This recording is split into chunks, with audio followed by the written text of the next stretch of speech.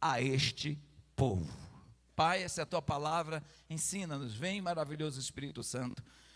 Nós queremos sair daqui impactados, confrontados, abençoados, mas sobretudo alimentados, e que a tua palavra se torne energia motivadora, se torne força, se torne vida, se torne essência, realidade divina, nos movendo para o louvor da glória do Senhor. Nós confiamos, Senhor Jesus, tu que és a palavra, farás isso, e Pai, tu nos abençoarás, em nome de Jesus, amém, amém, amém. Esse é um dos grandes textos, para mim um dos mais apaixonantes, talvez o que eu mais já preguei na história da minha vida. Fala da história, da experiência de ministério do profeta Isaías. Ele está vivendo uma situação desafiadora, uma situação de sítio, está vivendo uma situação de perdas significativa. A maré não estava favorável para ele.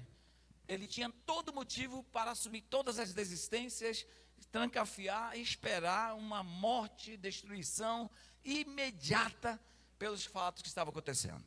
O rei havia morrido. O rei não era somente o rei, porque era um comandante político do povo, ele era também comandante do exército, o povo estava sem exército. A Síria estava subindo contra Israel, o mais poderoso exército, treinado e naquele tempo, sem conhecer derrota, estava vindo contra Israel para sitiar, e Israel estava sem comandante, porque o rei Uzias havia morrido. Nesse contexto, Isaías faz aquilo que todo mundo que tem juízo faz tudo que quem é crente cristão legítimo faz. Quando tudo está bem, busca-se a Deus, e quando não está bem, aí é que busca mesmo. Mas existe uma maluquice, uma loucura que tem invadido as pessoas do nosso tempo, que quando elas são assaltadas, desafiadas, atingidas, aí elas se afastam de Deus, do reino de Deus e das possibilidades divinas. Gente, se alguma doença vem a mim, se tem um lugar que eu não conto, que eu não vou, é a igreja.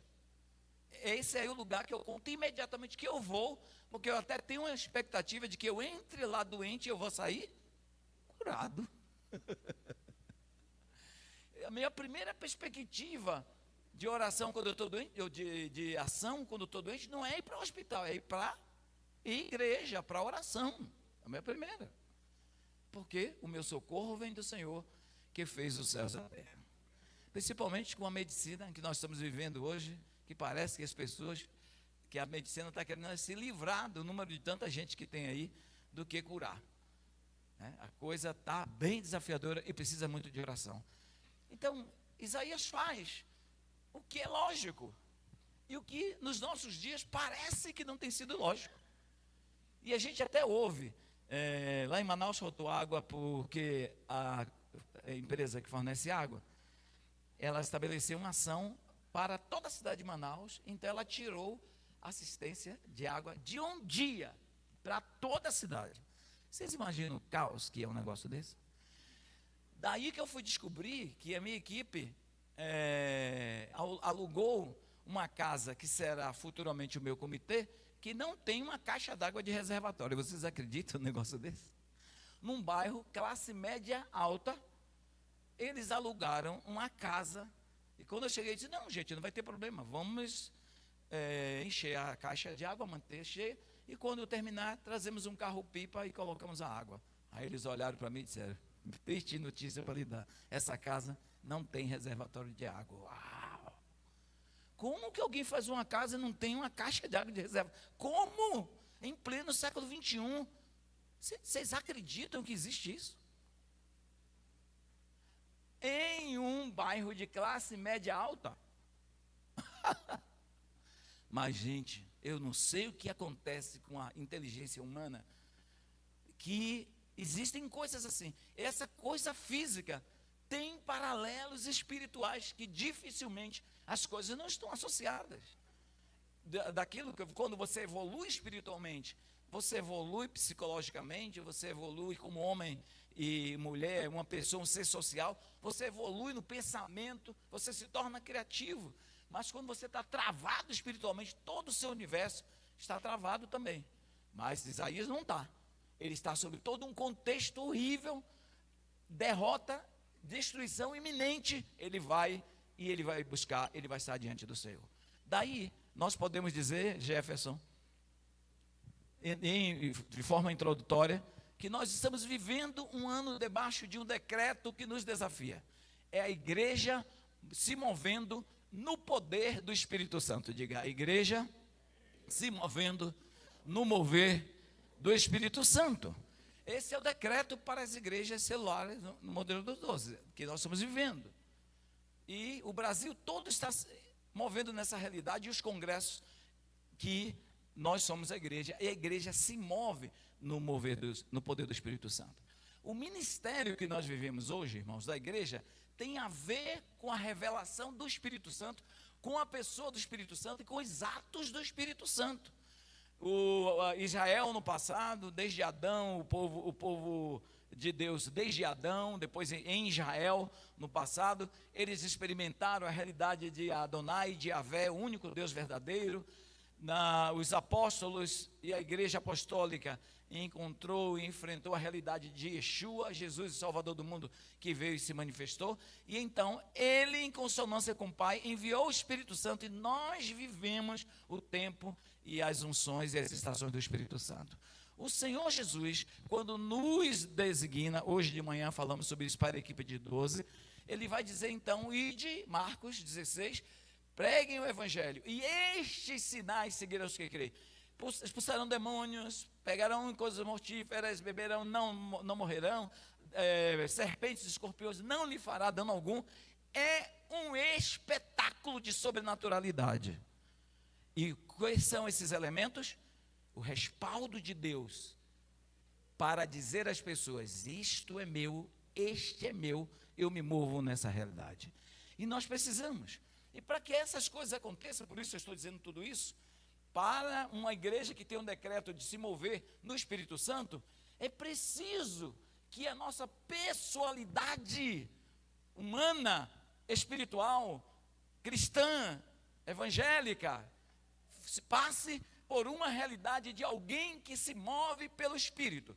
E o Espírito não se moverá em qualquer coisa, em qualquer...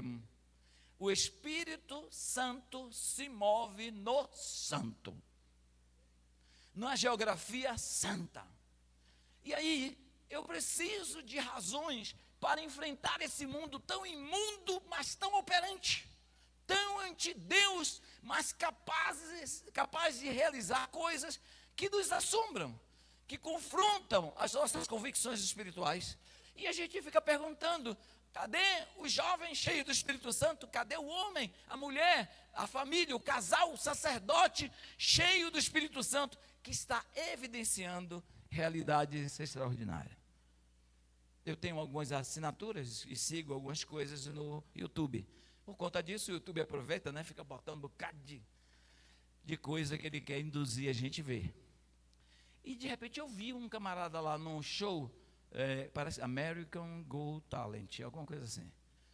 Um show de talento americano. E apareceu um camarada, ele tinha uma cara de bruxo, bruxa mesmo. Dos tempos daquela coisa de maga patológica, daquelas coisas ali. Aí eu olhei assim, deu vontade, não vontade de ver. Eu fui lá, toquei, disse, vamos ver até onde. Mas, gente, foi horrível aquilo.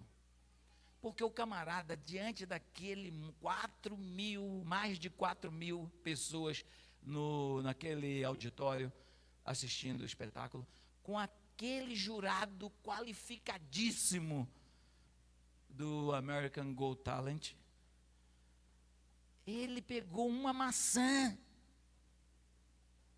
que eu gosto de maçã, e maçã vistosa, brilhosa, meu Deus, eu não resisto muito. E ele botou uma maçã daquela ali, e ele chegou na mão da jurada, e colocou a maçã, ela ficou olhando, aí ele foi lá, levantou aquele dedinho como de bruxo lá, e tof! Quando ele tocou na maçã, a maçã virou bichos na mão, ela gritou assim, e o auditório todo assustado, naquele show de horrores. Eu disse, isso aí é uma personificação de Satanás, e o diabo aproveitou dando um show para o mundo inteiro. Eu não estava no dia daquele espetáculo, naquele auditório americano, de teatro americano, mas chegou dentro da minha casa, quando eu estava olhando as minhas.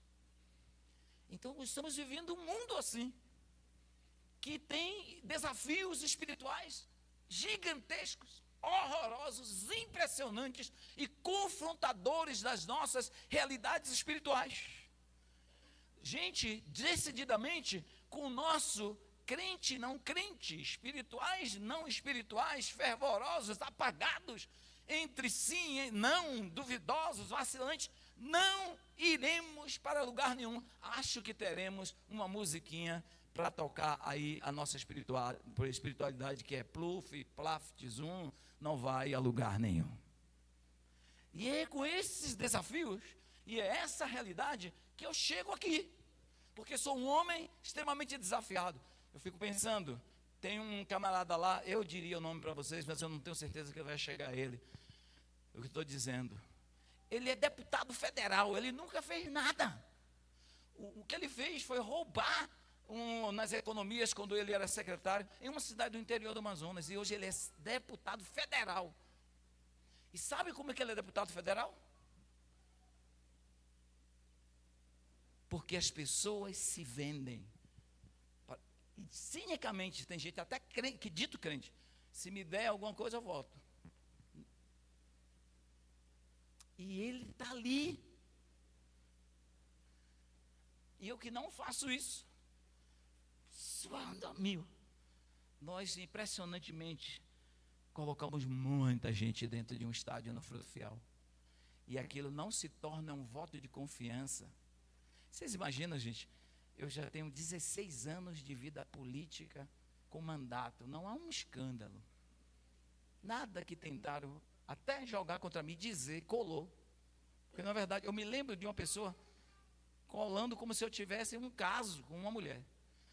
Fui lá para o apóstolo René. Na hora que ele botou no Twitter, a pessoa colocou no Twitter, eu corri para a casa do apóstolo René, peguei o Twitter, olha a pessoa aqui. Ele olhou assim, riu.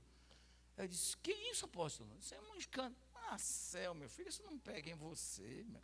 Esquece isso. Fui no Joyce, olha isso aqui. Aí ela olhou, tu quer que eu dê atenção a isso? Aí eu disse, não, o que vamos fazer? Ela falou, meu filho, relaxa, isso não pega em você não. Liguei para o coordenador lá do estado que a pessoa inventou. Você quer que eu faça alguma coisa? Porque isso aqui é uma piada. Isso não vai para lugar nenhum, não. Mesmo eu sendo essa pessoa, eu não consigo chegar à Câmara Federal. Eu já tentei 3 vezes. E coisas tão fora, indignas, desalinhadas, estão lá. Eu me assusto com esse mundo que impressiona, que seduz, que conduz, que nos rouba a conquista. E eu me impressiono que nós continuamos relativizando o que cremos, as nossas atitudes e as nossas ações. Mas eu estou crendo também que esta palavra vai nos remeter, nos colocar em um lugar diferente, Jefferson. E aí a gente vai avançar. Alguns entendimentos são necessários. Primeiro, a revelação acerca de Deus e seus atos em nós é progressiva. Você tem que entender, eu tenho uma revelação de Deus, Deus já me deu uma revelação acerca dele, mas eu não tenho o tudo de Deus. Ninguém pode ser aqui pastor, bispo, apóstolo, anjo, arcanjo, querubim e serafim. Não sei quem é você aqui, mas você não tem o tudo de Deus. E essa revelação que é progressiva está à sua disposição. E Deus vai te levando a nível e pessoas que podem acrescentar, mas você precisa fazer valer, você precisa honrar. Segundo, é possível se ter mais de Deus sim, porque a vereda do justo é, digam comigo, como a luz do dia que vai brilhando mais e mais até ser dia perfeito. Provérbio 4:18. Então é um desafio. E você não pode não estar atento a essa realidade. E você precisa criar uma dinâmica que faça com que essa possibilidade de ter mais de Deus, porque a vereda do justo é como a luz da aurora, que vai brilhando, brilhando, até mais e mais, até ser dia perfeito, vai se manifestar na sua vida, no seu coração. Terceiro, ter um relacionamento mais profundo em Deus, porque podemos experimentar mais, não importa o quanto você já cresceu a mais de Deus. Não importa o quanto você já cresceu, mas há mais de Deus. Deus quer operar na sua vida e no seu coração. Em quarto, todos os que estão envolvidos em alguma obra, ministério da igreja, são oriundos de uma experiência profunda com Deus e com os seus atos. Você não pode perder isso. Eu me lembro, apóstolos, que quando eu dei sim para o ministério, eu dei sim numa perspectiva de quem precisaria até dormir debaixo de uma ponte, mas eu seria contínuo, eu seria instrumento, eu seria condutor, eu seria canal da vida, da bênção e da glória de Deus, apóstolo Eudes, de uma maneira tão extraordinária, concentrado nele, entregando a minha vida a ele. Ele nunca me deixou dormir debaixo de uma ponte quando eu disse para ele sim, mas ele sabe que eu estava pronto para isso, porque eu já dormi em cima de um banco que tinha a extensão não mais do que isso aqui. Um banquinho de igreja da roça. E aí o ônibus quebrou, que nos levaria de volta para a capital. Só ia ter o ônibus, só ia consertar no outro dia. Nós iríamos para o horário do outro dia. Como os irmãos já tinham tudo saído da casa e eram em cidades, em lugares de roça, fazenda, eu disse, eu vou dormir aqui na igreja mesmo. E aí eu peguei um lençolzinho de tergal. E era tudo que eu tinha naquela noite fria daquela cidade. E eu deitei no banco assim. Então eu dormia só de um lado, ia com aquela coisa de tergal. Aí quando eu cansava, eu virava do outro lado. E assim eu passei a noite. Eu estava disposto. Eu só queria ser canal. Eu queria ser instrumento na vida de Deus. Porque o mundo precisa dessa realidade de gente que toca as realidades espirituais do nosso Pai. Quarto, todos os que estão envolvidos em alguma obra, ministério da igreja, sim, o que nós estamos falando, é oriundo dessas realidades espirituais. O texto mostra isso. O profeta Isaías aprofunda a sua experiência para além do chamado que ele tinha. Desde o primeiro capítulo, ele está profetizando, ele tem a palavra de Deus. Mas agora, capítulo 6, ele é levado ao mais profundo em uma experiência com Deus. Primeiro, ele tem uma experiência pessoal que o leva a uma nova revelação de Deus, da santidade e da realeza de Deus em 6, desde o primeiro versículo. No ano da morte do rei, eu vi o Senhor assentado num alto e sublime trono. As orlas das suas vestes cobriam o templo. Os serafins voavam, então ele começa a descrever realidades divinas com olhos humanos e espirituais nesse mergulhar da experiência de Deus. Segundo, ele experimentou um chacoalhar das estruturas religiosas. As bases do templo se moveram, tremeram. Todos precisamos de uma experiência divina, bíblica, espiritual e real que mexa com nossas estruturas. A gente fica ali com as bases e os limiares do templo. O templo, esse é o templo. Ninguém pode mexer no templo. Oh, meu Deus, o templo. E o templo que importa para Deus, que nós somos o templo, o santuário do Deus vivo. É você que importa para Deus. E aí Deus mexe com a estrutura de vida espiritual ali, num chacoalhar espiritual. E aí ele mexe com aquela estrutura de vida mesmica, da religiosidade daquele tempo. E arremete para uma realidade espiritual que leva a essa realidade mais de Deus que nós precisamos. Você precisa de um chacoalhar dessas bases mesmicas espirituais que te deixam. Olha, eu tenho gente aqui nessa noite, sentindo o Espírito, que eles ouviram o apóstolo Marcelo que vai estar lá, correram que o apóstolo Marcelo está aqui.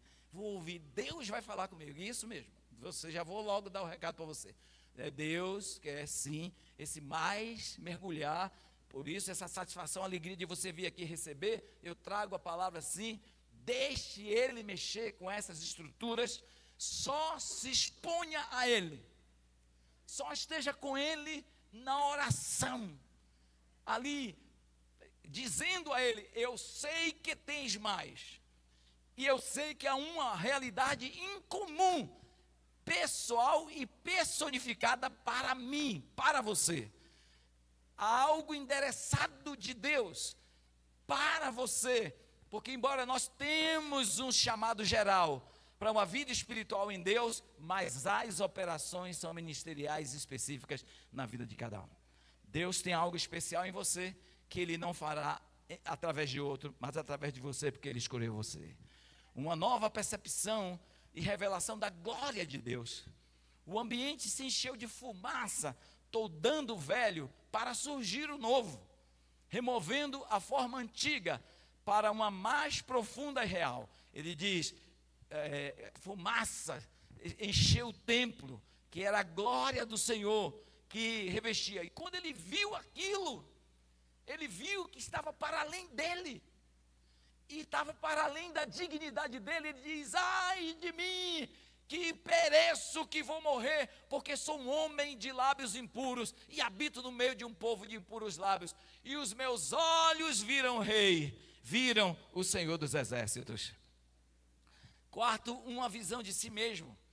Quando a gente vê a glória de Deus, cai nisso que Isaías caiu, ai de mim. Uma visão de si mesmo, das suas limitações, do seu pecado e impossibilidades.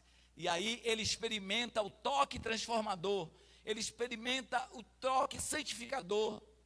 Deus não quer apenas revelar a condição, mas Ele quer fazer um tratamento e levar ao arrependimento, à libertação e à cura. E aí o Senhor Deus vai, aciona seus seres espirituais. E aí eu gosto desse texto, porque eu fico imaginando que o Senhor Deus está lá no seu alto e sublime trono, como Ele vê, sentado no trono, e aí todo um séquito celestial, espiritual, poderoso está envolvendo ali. Os seres espirituais, serafins, que são os seres de fogo, estão diante do Senhor. Então é muita santidade, é muito poder, muita vida. Isaías está lá no meio, arrebatado espiritualmente. Em meio àquilo, ele diz, eu vou morrer com tanta glória. E aí um dos serafins voou na base do altar com uma tenaz. Gente, tenaz é luva para proteger de fogo. Vocês imaginem seres de fogo colocarem uma luva para proteger de fogo? Que nível de fogo viria?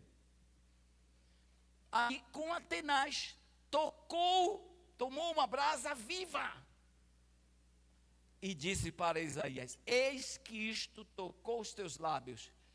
O teu pecado foi perdoado e a tua iniquidade purificada. Vocês imaginam que Deus está ali, e o serviço é todo de adoração para Ele, e em meio ao serviço de adoração a Deus, Ele permite os seus seres mais especiais fazerem uma movimentação na direção do homem? O quanto você vale para Deus? O quanto nós valemos para Deus? E às vezes nós deixamos que os limiares, os limites, as bases da nossa religião, religiosidade, crendice, nos trave. Mas Deus não está nisso.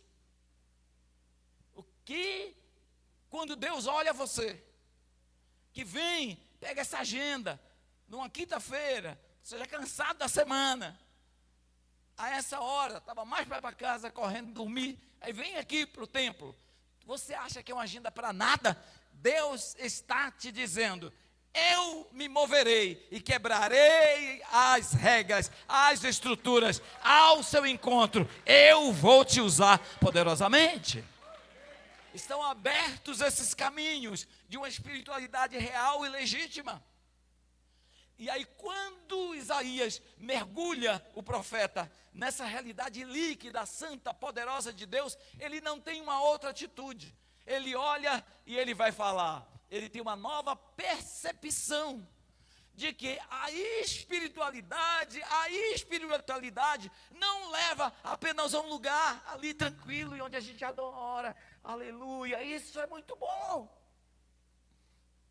Mas isso que é muito bom é depositado ou depositário fiel de uma realidade líquida divina para algo que nós precisamos amar e desenvolver, serviço espiritual.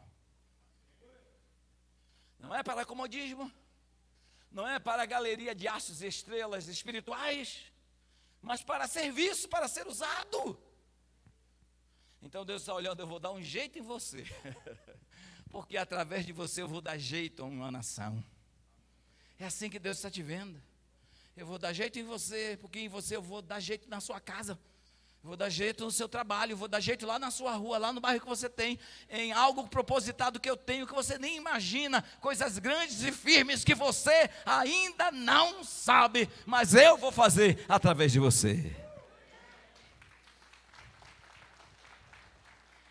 Nós veremos esses pontos ditos, esses 5 aspectos, que são referenciais para todos nós.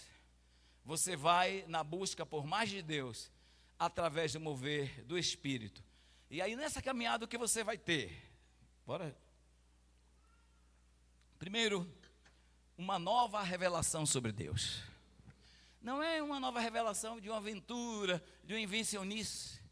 É que as realidades bíblicas da experiência com Deus saltarão com o sabor de realidades realizáveis em você.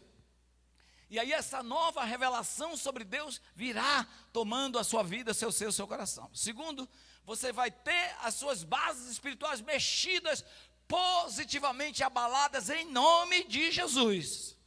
Em terceiro, a visão antiga será mexida para gerar o mais novo, aquilo que Deus quer operar atualmente na sua vida, no seu coração. Quarto, um toque transformador e santificador. Quinto, uma nova percepção ministerial, um aprofundado serviço cristão, do serviço do ministério, do serviço espiritual, que fará você dizer: eis-me aqui, envia-me a mim. Envia-me a mim. Deus vai fazer isso. É uma marca espiritual que Ele vai fazer no seu coração. Esses benefícios dessa experiência estão à disposição de cada um de nós. Entendamos que os valores e bênção que Deus opera está disponível a todos, a despeito da diversidade na obra e no ministério. É necessário, nesse processo do mais de Deus para uma vida ministerial, que você tenha pelo menos esses anelos profundos no seu ser. Quais são, então, os passos práticos para que isso aconteça na nossa vida no mais de Deus? Primeiro, o verso 1 de Isaías 6 diz: no ano da morte do rei Uzias. Diga, no ano da morte do rei Uzias. Isso aqui é uma chave. O texto aponta para uma substituição.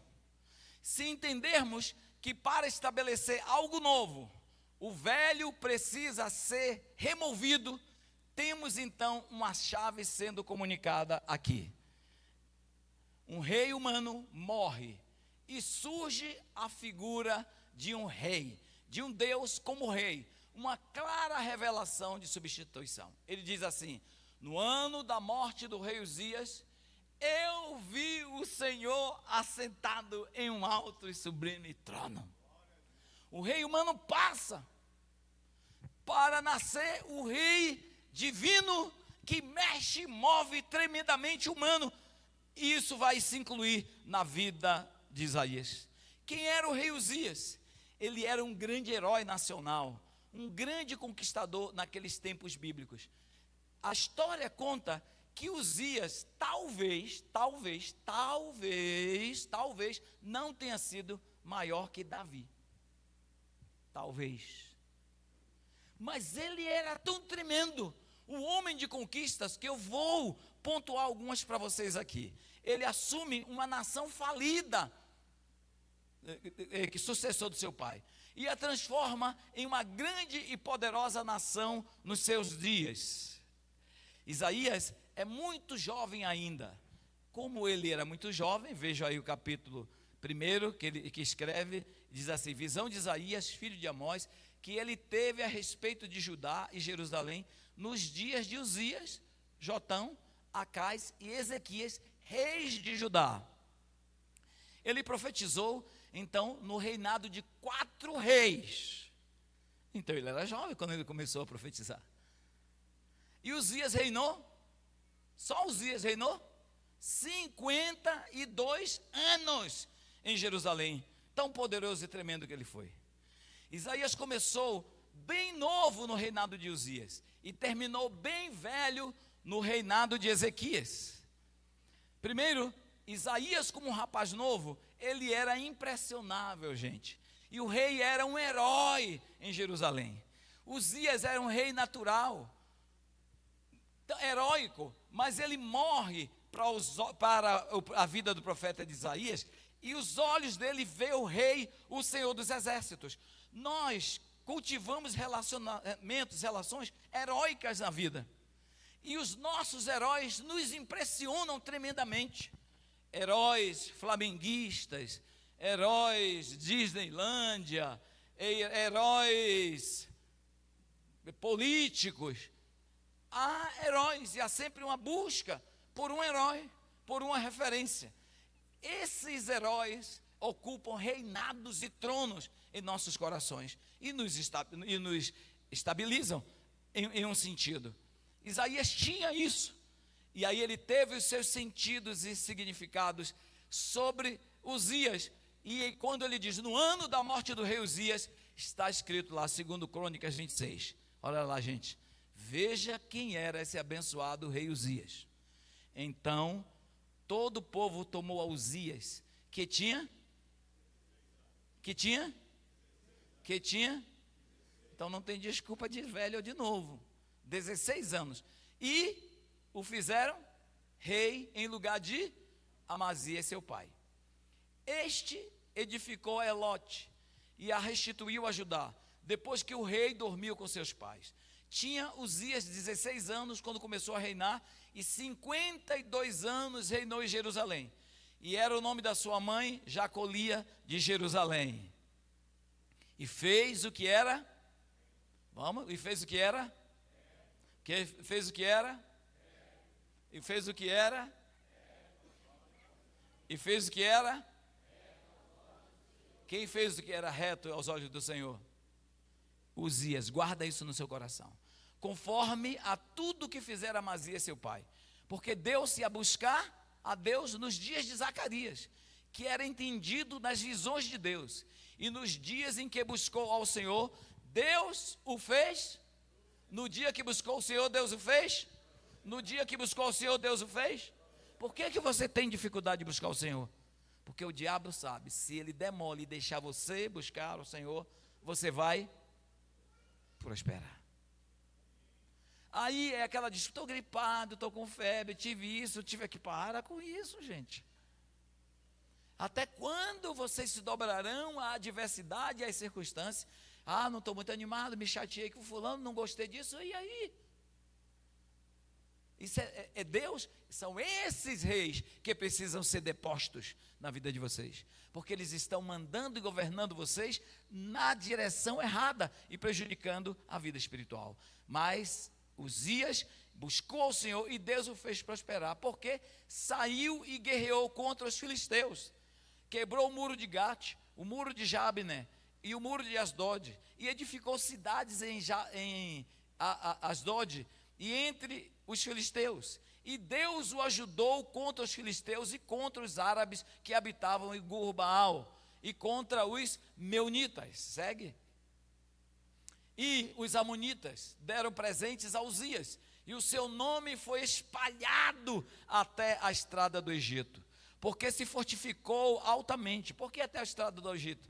Porque ele mandava até dentro do Egito, e o Egito só governado, se movia das portas da sua cidade para dentro, porque Uzias tinha domínio sobre todas as coisas. Edificou torres no deserto, cavou muitos poços, porque tinha muito gado, tanto nos vales como nas campinas. Tinha lavradores, vinhateiros nos montes e nos campos férteis, porque era amigo da agricultura. Esse é Uzias, segue.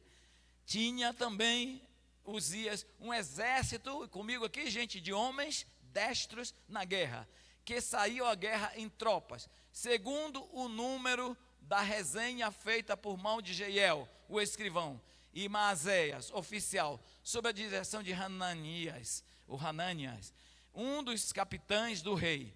O total dos chefes dos pais, homens valentes, era de 2.600, gente. Chefes dos pais, homens valentes, 2.600. E debaixo das suas ordens havia um exército guerreiro de 307.500. Anota que eu vou precisar perguntar isso você lá na frente. Quantos eram os valentes? 2.600, os homens valentes. E quantos eram os guerreiros, o exército de guerreiros? 307.500. Vocês já imaginaram alguém comandando 307.000 pessoas guerreiras? Soldados guerreiros, valentes? Eles faziam guerra com grande poder para ajudar o rei contra os inimigos.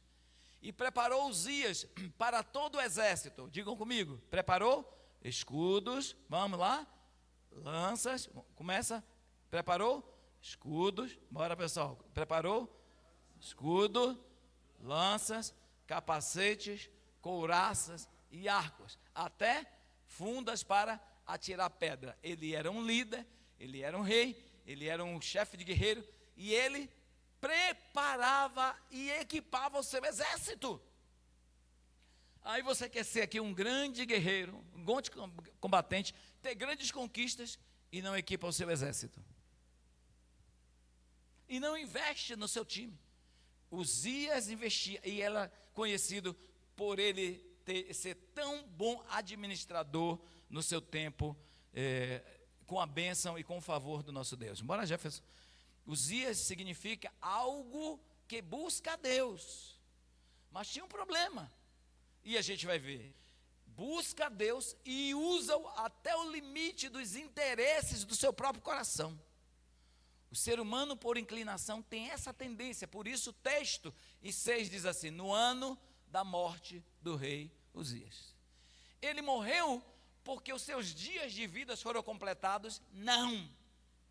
Porque em sendo tão poderoso, em tendo tanta capacidade, em tendo tanta conquista, ele não sabia lidar com as realidades divinas que a gente vai ver aí na frente. E justamente por não ser algo somente de Uzias que Deus usa, esse algo de Uzias, e não é somente dele, que Deus usa, por exemplo, nos modelos bíblicos. Atenção, se você quer experimentar o mais de Deus, eu pergunto, quem aqui quer experimentar o mais de Deus? Aleluia. Vou perguntar outra vez, quem quer experimentar o mais de Deus? Amém. Se você quer experimentar o mais de Deus, se você quer aprofundar a sua relação com Ele, o seu Uzias tem que morrer para nascer o rei, o Senhor dos Exércitos. Preferi o morrer do Uzias do que busca somente os seus interesses, que quer usar a Deus e suas experiências religiosas para se favorecer, abrir mão disso, muito mais. A exemplo de Lucas 17, 12 a 19, a história dos 10 leprosos. Qual é o resumo dos 10 leprosos? Jesus cura 8, 7, 6. Jesus cura? Quantos vieram para agradecer? Por quê? Porque é assim a dinâmica da maioria. Só querem usar a Deus.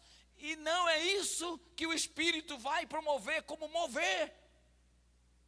Não é esse o mais de Deus, e aí há o mais de Deus, mas é esse o desafio espiritual. Que eu possa, movendo, tocando realidades líquidas, poderosas, abençoadoras dEle, eu me mantenho como gratidão diante dEle. Eu dirijo uma base celular há mais de 20 anos. Quando eu olho para a minha base celular, eu vejo quantos pastores saíram da minha base celular. E ali ela está. E eu cheio de gratidão. E gratidão com aquele empresário, porque a casa de um empresário, eu sempre conto os aniversários com ele. E com a esposa. Porque ele e a esposa tinham o direito de virar para mim, apóstolo. Já deu, né? Mas quando a gente pensa que são 10 leprosos, a cada 10 leprosos, que o Senhor cura totalmente. E a gente tem que fazer ficar, nem que seja para que Ele seja glorificado. Aí nós começamos a significar e ressignificar a nossa história. Olha, pastor, para com esse negócio, então você daqui buscando dali, batendo, pare com isso. Seu problema é ficar estável diante de Deus. porque Jesus passou por isso. Não é só você, vai lá e cura 10 leprosos, a pior doença na sua época era a lepra. Jesus cura os 10, só um fica diante dele e volta em gratidão. Mas nem por isso ele deixou de ser Jesus, nem por isso ele deixou de ser Messias, nem por isso ele deixou de curar, de libertar e de abençoar. Outro exemplo bíblico. Lembre-se de quantas pessoas são assim nos nossos dias hoje. Gente que caminhava com você, sua célula, discipulado, tiveram seus interesses atingidos, ficaram bem, depois, o que aconteceu? Cai fora, nada. Aquela pessoa que tem o cansaço indevido, maligno, está vendo o diabo está roubando aqui, estou te entregando aqui meus 12. Estou te entregando as minhas células. Eu nunca vou me esquecer de um discípulo meu. Ele diz, eu preciso ter uma conversa séria, redonda com o Senhor. Eu vou abrir meu coração, eu quero que o Senhor se prepare, porque o Senhor vai ouvir horrores de mim. Eu disse, poxa, ele vai me esculhambar aí como líder, etc. Marquei. E marquei até lá em casa, porque se eu desmaiasse, eu desmaiava na minha própria cama. Aí ele foi lá em casa. Marcou o horário, que era melhor para ele, depois do trabalho dele. E aí ele começou a me contar. Gente, era horror. Aquilo ali, ele nunca foi crente na minha vida, aquele homem ali. Com aquele negócio, Deus me livre. Ele era mais da igreja de Satanás do que daquele de Jesus. E eu fiquei olhando, e era um dos meus 12. E ele dirigia louvor na igreja. E, gente, depois que ele me contou todo aquele horror, aí eu disse para ele, meu filho, você quer continuar sendo filho de Satanás do jeito que você é filho de Satanás? Ele olhou assim. Você quer continuar nas trevas? Não, por isso que eu estou procurando o Senhor. Eu disse, então tá bem. Você já contou tudo o que você fez? Ele disse, já. Ele disse, você tem filhos? Tenho 3 filhos. Algum deles está doente? Não. Algum deles está para morrer? Não. Algum deles está com algum laudo condenado? Não. Nasceu com alguma deficiência genética? Não. Tá bom. Sua esposa, está bem? Tá. Não está a fim de divorciar de você, não? Estão lá brigando, saindo na mão lá, correndo, tanta malignidade. Ele, não, tá bem. Você veio para cá de carro? Veio. Bateu o carro quando veio para cá? Não. Bateu o carro essa semana? Não. Um mês, um ano? Não. Não. Ah, tá bom. Tá bem. Vai e não peques mais. Aí ele parou assim, me olhou. Como? Eu disse, vá. E não peques mais. Você não já me contou tudo? Já. Então vai. Você quer continuar? Não. Então vai e não peques mais. Aí ele, é para eu ir embora? Sim. Vai e não peques mais. Aí ele abriu a porta do quarto. Pegou o corredor, a sala. Eu digo, não acompanhei ele vendo não. Eu estava dentro do quarto sentado, assim, estático, zoado com tanto horror que eu ouvi. E aí ele sai, abre a porta, e a nossa porta em casa só tranca se trancasse com chave. Mas você pode abrir tanto de fora para dentro, dentro de fora para fora. Aí ele, pá, bate a porta e sai. Aí daqui a pouco eu ouço de novo, plá, como que a porta abriu. Eu digo, lá vem ele de novo. Aí eu vejo espaços no corredor. Aí ele abre a porta do quarto e me olha eu lá sentado. Eu digo, pois não? Ele fez, o senhor não vai fazer nenhuma oração por mim? Eu disse, para quê? Esses anos todos eu orei por você. E você não mudou. Você continua, você trouxe esse horror. Eu acho que a minha oração lhe faz mal. Eu nem vou me atrever a orar por você. Vá para casa orar. Vai que acontece alguma coisa na sua oração que a minha. Aí ele, meu pastor, não pense assim. Não, eu não estou pensando, eu estou vivenciando. Confie em mim, pelo menos, deixa que eu faça isso, vá. Aí ele foi, atravessou, bateu a porta, daqui a pouco, abriu a porta de novo, voltou. Aí ele parou e disse, o senhor não vai me dar uma disciplina? Eu disse, meu filho, seu carro bateu? Não. Sua mulher está mal? Não. Seus filhos têm algum problema? Não. Tu está doente? Não. Com tanta desgraça que você anda fazendo, nada está acontecendo. Sou eu, Satanás, que vou te ferir? Por conta das suas acusações? Ai, ele, meu Deus, Meu pastor, você é muito doido. Meu Deus, homem, você não existe. O Senhor não vai me tirar as minhas células. Eu? Dar folga para o diabo ali, acabar mais do que você está acabado. Eu vou dobrar as células, vou ver onde eu vou arranjar mais células para te dirigir, para ver se você ocupa e não ficar dando lugar ao diabo. Ele vê, meu Deus, esse homem é doido. Eu disse, não. Quando Pedro traiu Jesus na cara, Jesus ressuscita, ele está lá na fome, porque passou a noite e não pescou. Jesus diz, Jean, lance a rede para o outro lado, porque você vai ter comida. É operando diferente do que vocês são acostumados a operar. Lança a rede do outro lado. Aí eles dizem, mediante a sua palavra. É mediante a palavra do líder.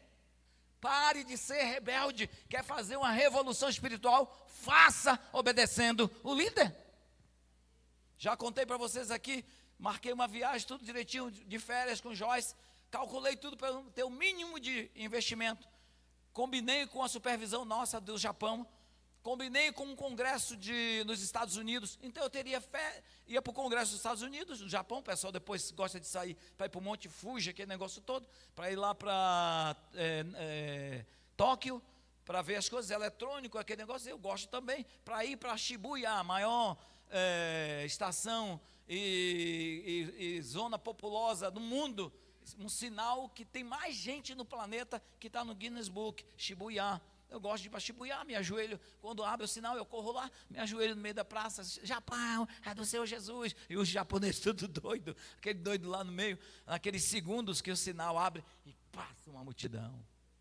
Eu estava programado para aquilo tudo, ia voltar pelos Estados Unidos. Então se você vai pela Europa, e você vai para o Japão e volta pelos Estados Unidos, você dá uma volta ao mundo. Então eu programei para dar uma volta ao mundo, 0,800, tudo às custas de Jesus e da sua obra. E então, quando vou à casa do apóstolo René, sento na mesa e digo para ele, apóstolo, eu vou para o Japão, vou pegar as férias da Câmara, vou para o Japão fazer a supervisão, vou voltar pelo seu congresso nos Estados Unidos, e depois eu vou para cá. Ele disse, não vai não. Eu disse, por que eu não vou, apóstolo? É período de férias? Não, eu vou sair de férias e você que vai ficar na igreja, a igreja está precisando te ouvir. Ai, Jesus, me chame de qualquer coisa. Eu olhei assim para ele. Sim, senhor. É para eu não ir, né? É, para ficar aqui para pregar, aqui na igreja. Sim, senhor. Cheguei em casa, Joyce, tem uma notícia para te dar. Falei com o apóstolo René dando essa viagem. Ele disse que não, que eu vou ficar aqui para pregar na igreja. O quê? Tamanho homem, mais de 50 anos. Tamanho velho, parecendo uma criança, precisando ser mandada. Mulher, cala tua boca, criatura. Tá tudo certo. Em nome de Jesus, eu estou te contando para você saber que a gente não vai, eu não estou te pedindo sua opinião. E pare de falar bobagem. Ela não aceita. Não, já vai ser em nome de Jesus. Faz o que eu fiz. Eu tenho tudo isso que você está dizendo e muito mais. Até uns nomes feios para dar. Mas não farei nada disso. Chegou o dia da viagem. Não viajamos. E naquela semana, madrugada, toca o meu celular. O meu irmão mais velho havia falecido surpreendentemente, sem que ninguém esperasse. A nossa casa, a família ficou. E se eu tivesse ido para o Japão, o meu irmão teria ido embora e eu não teria visto ele. Nem estaria na dor, pior dor que a minha família já passou. E eu, o pastorzinho da casa, o pastor da família. E aí Joyce disse, Marcel, se a gente tivesse ido para o Japão. Disse, minha filha, cala a boca, Deus sabe de tudo. Deus sabe de tudo. É isso que é uma espiritualidade que faz diferença e diferente. Que absurdos nos desafiam. E aí você olha aqui, que essas coisas acontecem com você. Gente que poderia, no muito, e de repente nada. Fica na sua. Não diz nada. Vai passar. Deus está no controle. Você é de Jesus. E os sonhos extraordinários. Eu me lembro de William. O William hoje é o maior multiplicador, a maior igreja do Japão. E o William não tinha ninguém, tinha duas ovelhas, 2 discípulos, uma igreja assim, um salão lindo. Aí sentava 2 pessoas ali, japoneses, para ouvir a palavra. Eu já fui lá fazer supervisão, domingo é na sua igreja, William. Vou lá, cheguei lá, William.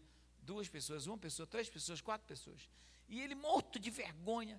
E ele reclamava, e algumas vezes ele achava que eu não dava atenção para ele como supervisor, que eu dava atenção a outros, porque ele não tinha discípulos. William, cala a boca. Fica tranquilo, está tudo certo. É assim mesmo. Pega a vassoura, o pano de chão, um detergente, bota sentado no banco, chama isso o nome de gente, que você vai limpar, que você vai purificar, que você vai ser instrumento. Vai profetizando, abençoado. Pega o periquito, o papagaio, o gato, o cachorro, bota sentado e prega a palavra para eles, porque a palavra move tudo. Para com isso. E ele torrava a paciência. Toda vez que ia para São Paulo, ou para São Paulo, para o Japão, William. Um dia enchia a paciência. Disse, William, eu quero falar com você. Aí o senhor vai querer falar comigo? Vou. Aí me levou no melhor restaurante. Daquele para me chamar bem a atenção. O do gado que é criado, confinado, para trazer aqueles filés maravilhosos que ele me servia. Mas se ele soubesse que eu estava com uma espada daquela bonita para afiar no pescoço, no umbigo dele, ele não teria feito aquilo.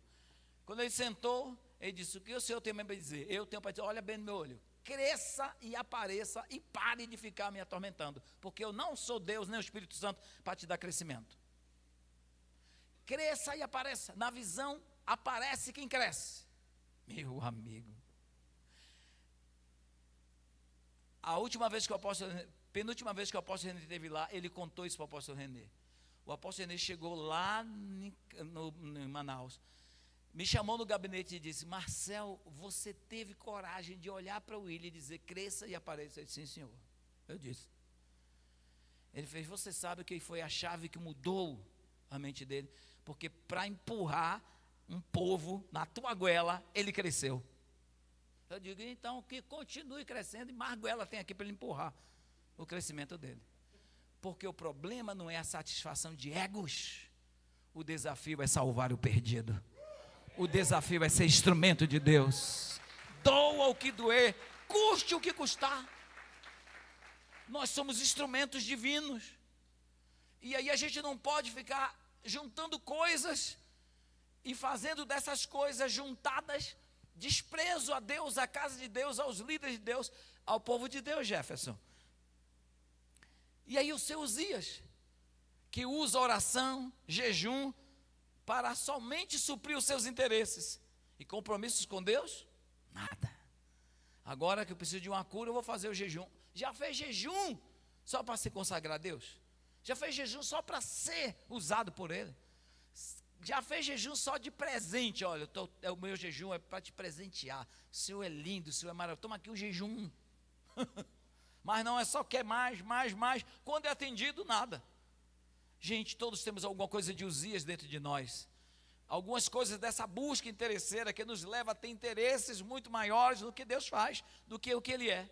Naquilo que mais Deus toca, no nosso interesse, mais que alcançar e podermos, nessa caminhada, ao termos tanto, nos esfriarmos e nos desviarmos. Nós precisamos mais de Deus. A história não começa com Uzias já morto, é um processo. O texto diz, no ano da morte do rei Uzias, mas não é só isso. Como é que Uzias morre? Segue. Tenham em mente outros desenhos bíblicos. Exemplo, figura de Moisés, Êxodo 33, é o meu texto da minha paixão. Deus chega para Moisés e diz, Moisés, Este povo é obstinado, de duro coração.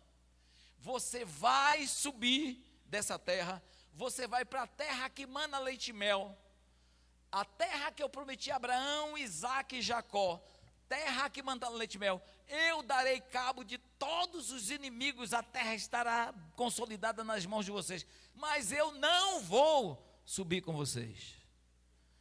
O Senhor disse, Moisés disse o quê? Eu vou ter tudo isso, mas o Senhor não está junto? Isso não quero não. Se o Senhor não subir conosco, e se o Senhor não nos fizer saber quem irá conosco, eu não irei. Quem é que fala com Deus assim, gente?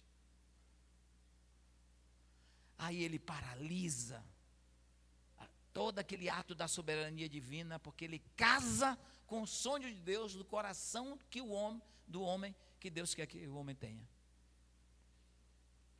E aí, para além disso, ele não fica ali brigando, menino birrado, não.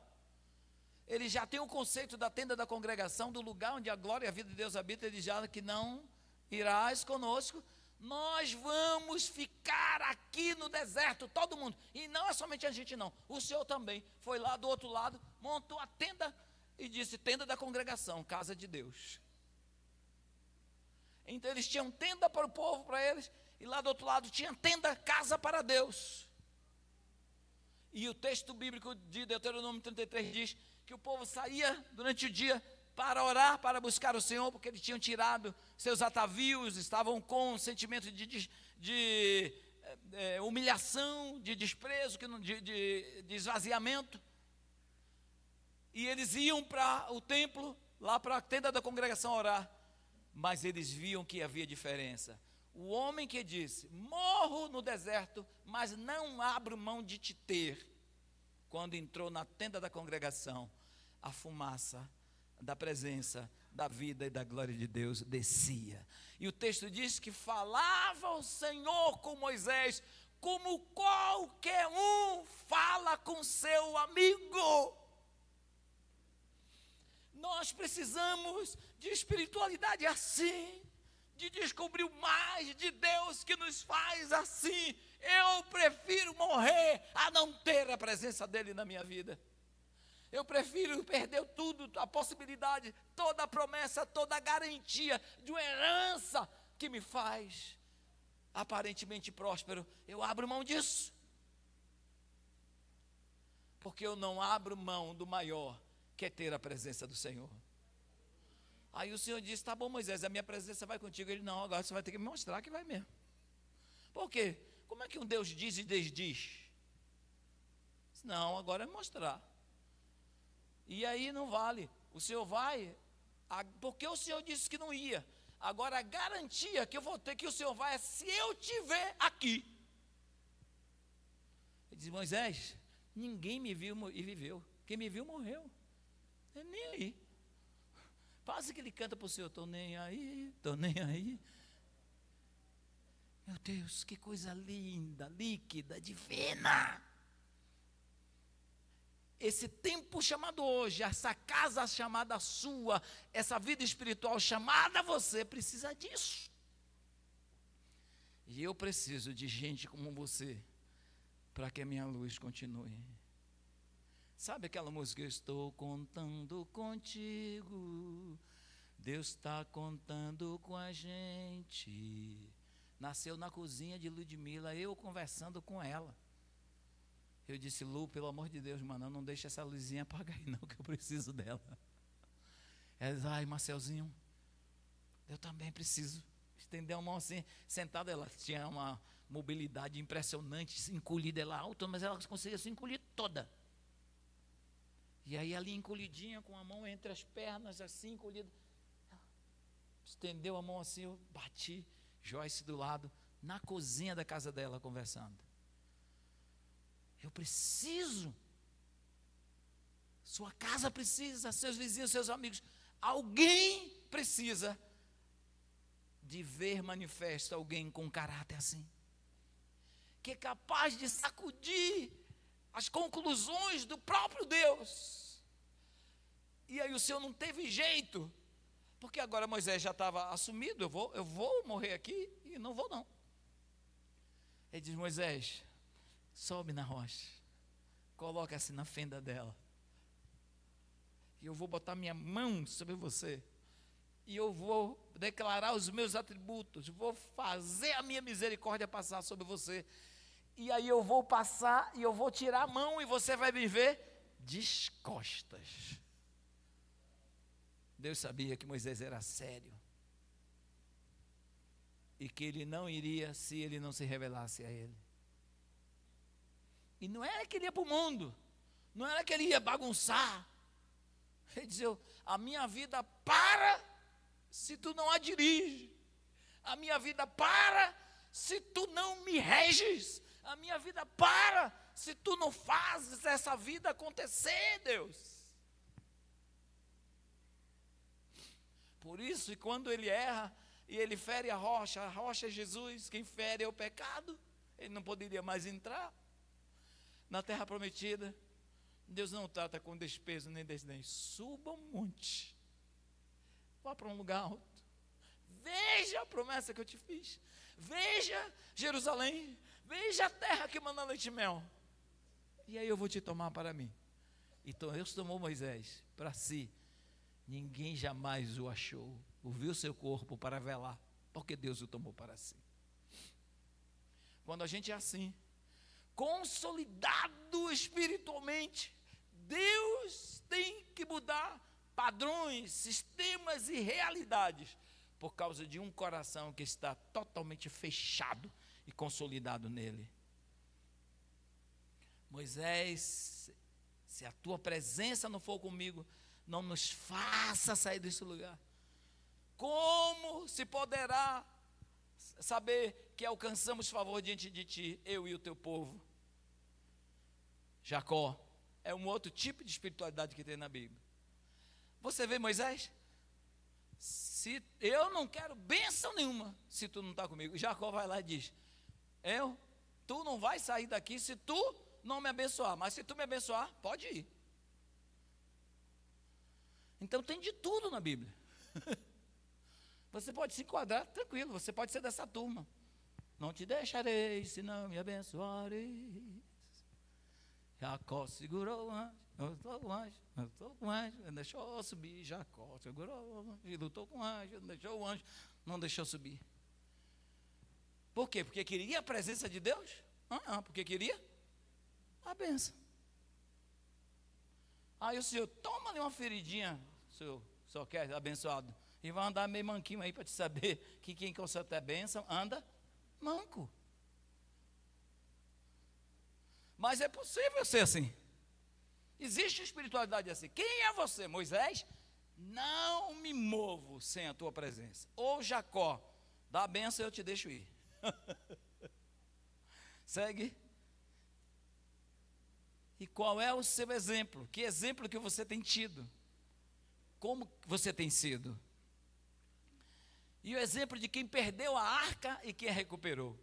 Você vê a casa sacerdotal, o sacerdote ali perde a arca. Aí Davi sobe no trono e a primeira coisa que ele diz é: a arca volta, a presença de Deus vem, custe o que custar. Errou da primeira vez, morreu, o jeito, ele diz: vai vir de qualquer jeito, eu vou descobrir como é que traz, mas a arca, a presença de Deus vem. Como é que você está tratando a presença de Deus? Toda geração que busca Deus somente pelo que Ele é, somente pelo que Ele faz, acaba perdendo quem Ele é. Toda geração que busca Deus, toda geração que busca Deus somente pelo que Ele faz, acaba perdendo quem Ele é. Segue. Davi é o homem segundo o coração de Deus, porque em um dos seus primeiros atos como rei, Davi disse: a arca volta. Preparou um lugar e condições adequadas para ter a arca, a presença de Deus de volta. É inegável a intenção de Deus, é certo que Ele nos ouve, é para pedir sim, Ele ouve a nossa oração sim, Ele faz muito mais, mas é preciso ser aliado de quem Ele é. Se desperte sabendo que Ele tem coisas maiores para fazer com você e através de você. Você pede e Deus fará essas coisas maiores, Porque o foco não é o que Deus faz, mas quem Ele é. O que Ele é fará muito mais em você e através de você. O que Deus faz é consequência de quem Ele é, de quem Ele é. Então, buscá-lo, buscar a sua face, buscar a sua presença é tudo que nos levará ao tudo dele. Hebreus 11:6, porque é necessário que todo aquele que se aproxima de Deus creia que Ele existe e que é galardoador dos que o buscam. Como Uzias morre, gente? Vai, Jefferson. Agora, gente, já estamos indo aí para o fim do que eu vou falar hoje. Não de todo o texto que temos. Mas havendo-se já fortificado, olha lá, gente, leiam comigo, 1, 2, 3. Mas, havendo-se já fortificado, exaltou o seu coração até se corromper e transgrediu contra o Senhor, seu Deus. No início o texto disse que Uzias fez o que era reto ao Senhor. Agora, olha aqui, havendo-se já fortificado, digam, exaltou-se o seu coração até se corromper. Juntos comigo? E transgrediu contra o Senhor, seu Deus. Por quê? Entrou no templo do Senhor para queimar incenso no altar do incenso. Porém, o sacerdote Azarias entrou após ele, e com ele 80 sacerdotes do Senhor, homens valentes. Quantos valentes tinham Uzias? Dos homens valentes?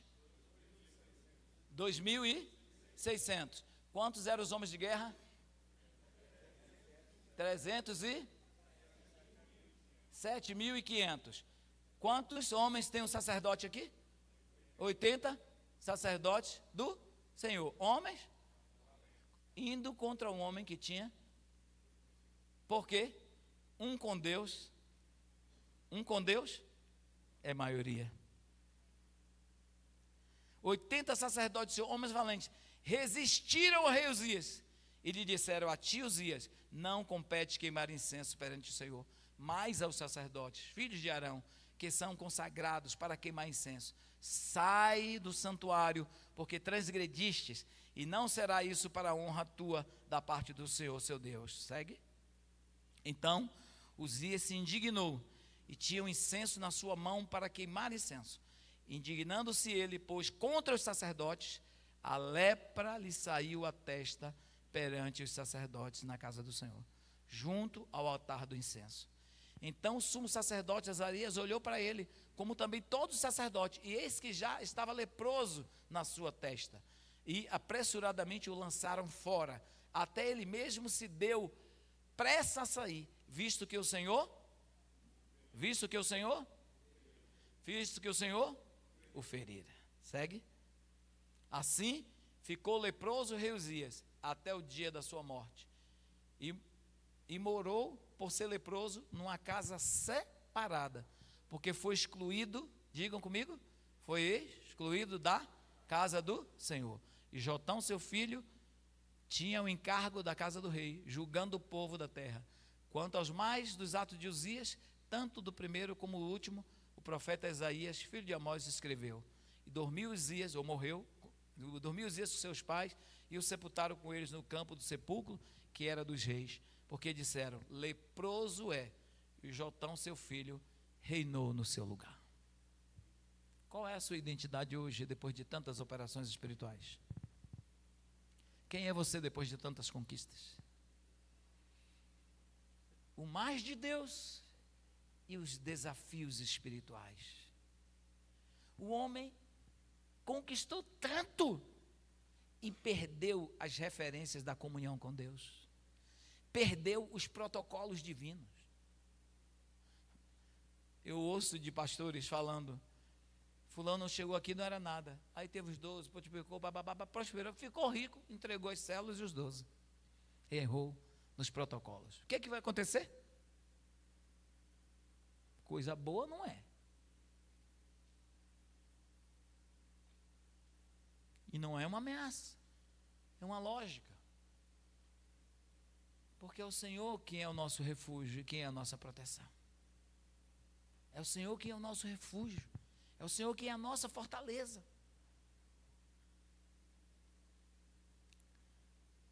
Atente para o desafio da responsabilidade humana versus a intervenção divina. Quando nós assumimos um posicionamento claro de acordo com o que Deus já estabeleceu na sua palavra e nos posicionamos, aí podemos ver o que Deus vai fazer. Uzias em você não é algo ou alguém que você mata, mas Deus o faz. É necessário que você se revolte contra esse Uzias. Revolte-se contra ele por conta da visão espiritual e do zelo sacerdotal que você tem. Por isso o texto bíblico diz: no ano da morte do rei Uzias, eu vi o Senhor assentado em um alto e sublime trono. Quantos têm Uzias para morrer hoje? Para que a glória de Deus venha e você seja um serviço sacerdotal honroso. Cadê o Davi tangedor aqui? Olha para você. E olhe para essa palavra. Olhe para as operações e realizações tampas. E veja, Uzias não foi querendo alguma coisa que não fosse bonita. Sabe o que aconteceu? Ele disse: eu posso tudo, eu venço todo mundo, e eu não posso entrar na casa do Senhor fazendo incenso, tem que ser esse sacerdote aí. Entrou em silêncio. Ele disse: eu posso todas as coisas, eu posso também. Tem gente que quer tomar o lugar do pastor, lugar do líder.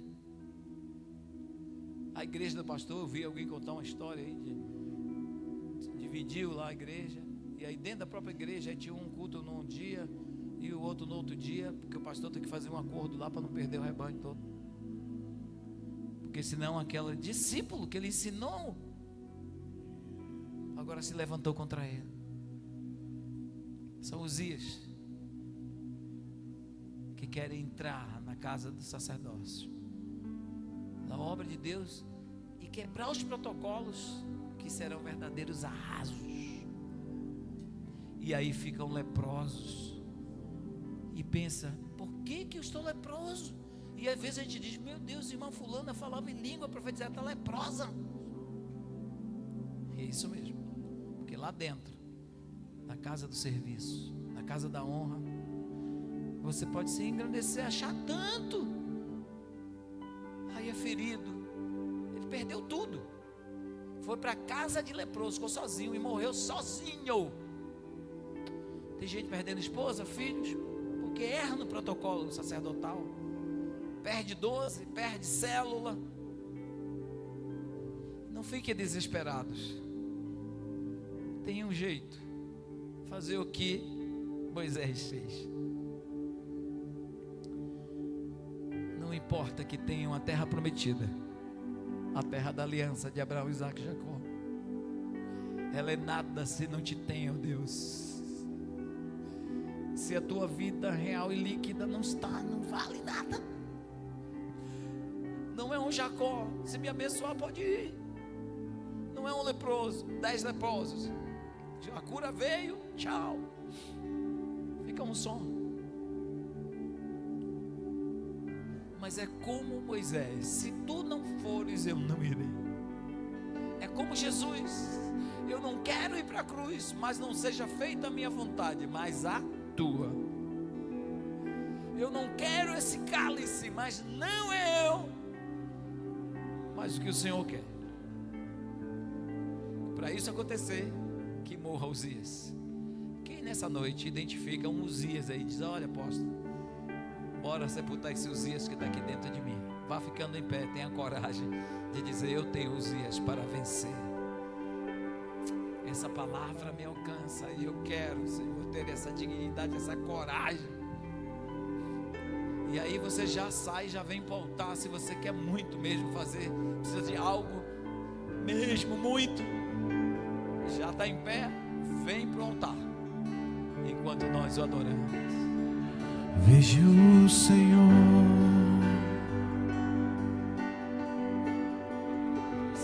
sentado em seu trono, revestido em glória,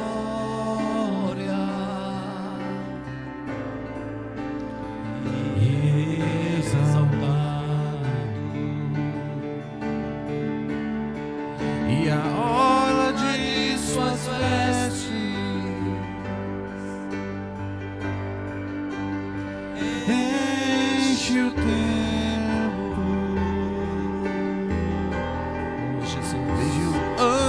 a sua volta,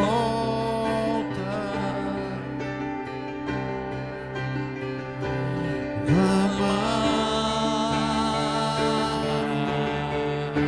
e eles dizem: Tu és santo,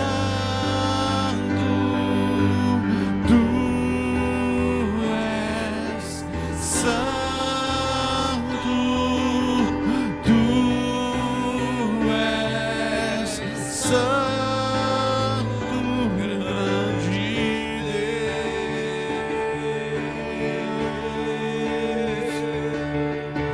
Tu és santo, Tu és santo,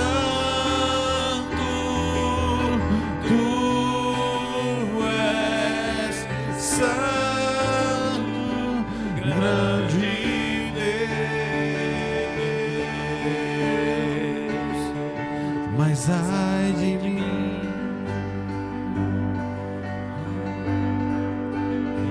pois impuro estou,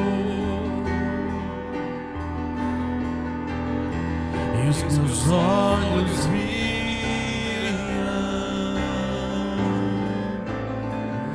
o Santo Deus. Mas antes que eu morresse, tocou meus lábios, tremeu o lugar, e eu posso então clamar, e eu declaro: Tu és santo, Tu és santo, Tu és santo, grande Deus. Eu declaro: Tu és santo, Tu és santo, Tu és santo, grande Deus. Nessa noite, Yahvé, nós estamos diante de Ti.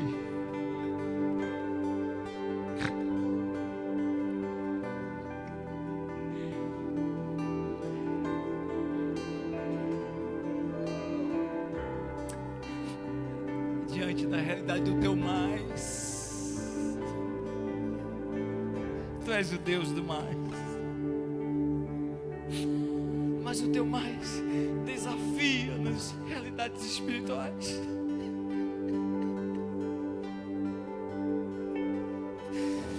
Obrigado pelos padrões bíblicos que nos desafiam.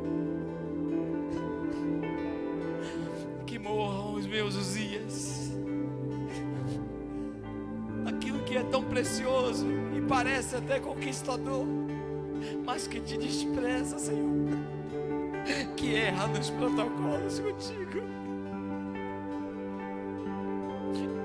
Toda uma igreja nessa noite está de pé, e um povo, meu Deus, que clama: vem ao altar. Nós estamos diante de Ti, ouvimos a Tua palavra, e a Tua palavra nos exortou, a Tua palavra nos advertiu. Senhor, Tu sabes dos nossos Uzias. Uzias não é um pecado leviano, uma leviandade de pecado. Uzias fala de conquistas e tropeços em coisas valorosas, em decisões erradas, equivocadas, centradas no eu em si mesmo. Mexe com as nossas estruturas aqui, Senhor, e nos dê coração como o de Moisés. Eu abro mão da terra que emana leite e mel, se a tua presença não vai comigo. Como Jesus, eu não quero beber do cálice, mas não seja feita a minha vontade, mas a tua vontade. Então perdoa os nossos pecados nessa noite aqui. Passa a tua vida, a tua glória, a tua presença. Nós queremos ser abençoados, sim, mas nessa hora nós estamos diante do abençoador e queremos dizer: nós te preferimos, abençoador, a qualquer coisa ou qualquer outra coisa. Nós preferimos ser instrumentos, Deus. Nós precisamos e preferimos conduzir a luz da aliança, como Moisés. Como que eu e teu povo seremos conhecidos se tu não fores conosco? Como Jesus. Esse cálice, Senhor e Pai, eu não gostaria de beber, mas seja feita a sua vontade. E ali, para a redenção de outros, Ele deu a vida. Eis-nos aqui como visionários de uma visão, missionários de uma missão. Usa-nos para o louvor da tua glória.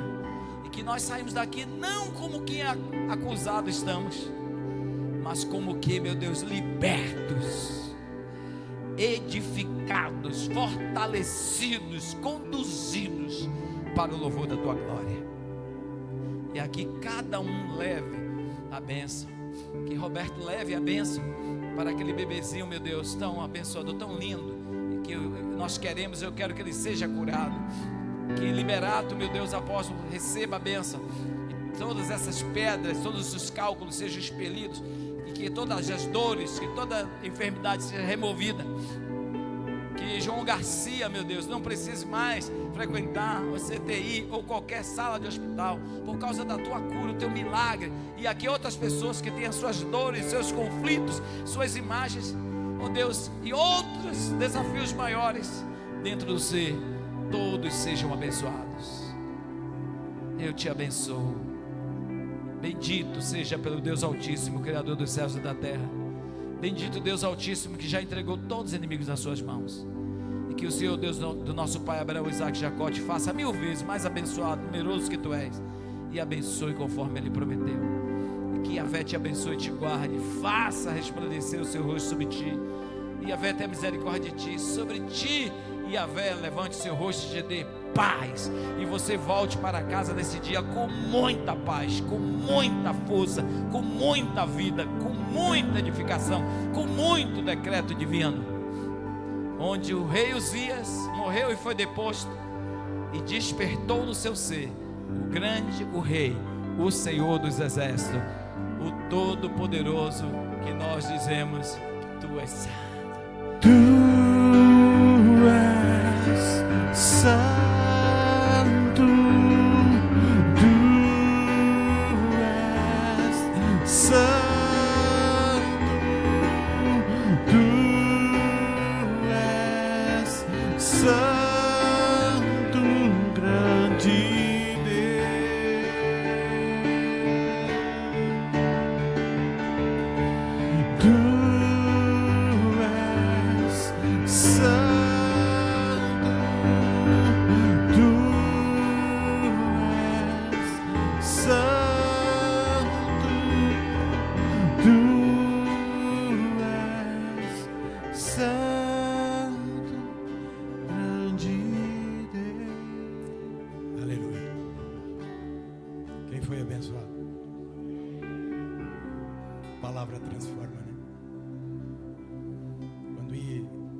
Isaías entendeu, que não poderia ficar da maneira que ele estava. E eu creio que essa é a chave para nós. Nós não podemos ficar da maneira que nós estamos. Porque da maneira que nós estamos, talvez nós nunca vamos ser usados com o poder que Deus quer usar. E Deus quer usar cada um com o poder dele. Tanta coisa a gente tem visto, pessoas sendo destruídas, sabe que vai ser destruído por vaidade. Rei Uzias, coração endurecido. Ou eu tenho uma mente de reino, ou eu não tenho mente de rei. Eu creio que Deus vai remover todos os dias tudo que precisa ser removido das nossas vidas, para que nós venhamos fazer a diferença, ser o selo no estado de Goiás, no nosso estado. Tem que começar por nós. Então, como que nós estamos tratando Deus? É a segunda pergunta que eu faço. Como você tem tratado Deus? A intimidade que Moisés tinha. Então, a terra de aliança só vai ser conquistada quando nós conseguirmos mesmo tocar o Deus de Abraão, Isaac e Jacó. Obrigado pela tua presença, obrigado aos apóstolos, a cada um que veio, que Deus possa estar levando essa mensagem junto com vocês para o território e que repouse sobre o rebanho. Nada importa se nós não tivermos condução daquele que era, é e será sempre. Obrigado, apóstolo Marcel, já foi para lá. Que Deus abençoe e guarde. Erga suas mãos. Querido Espírito Santo, eu creio, Pai amado, no mover do Teu Espírito, que repouso, Pai, sobre cada vida, cada casa, cada território, ó Deus, sobre os nossos ministérios, ó Deus, esta palavra poderosa. Começamos, Pai amado, sabendo que a palavra do Senhor transforma. Cada ação há uma reação, que as nossas ações, a partir daqui, venha transformar as nossas vidas, nossa casa, para o propósito que o Senhor tem. Que o amor do Deus Pai Criador, a redenção de Jesus Cristo Filho e a consolação do doce Espírito repouse com poder, graça e glória em nome de Jesus. Amém, amém, amém. Se você recebe mesmo, dá a melhor salva de palmas ao Senhor Jesus. Obrigado, apóstolo Marcel. Voltou. Beijo no coração.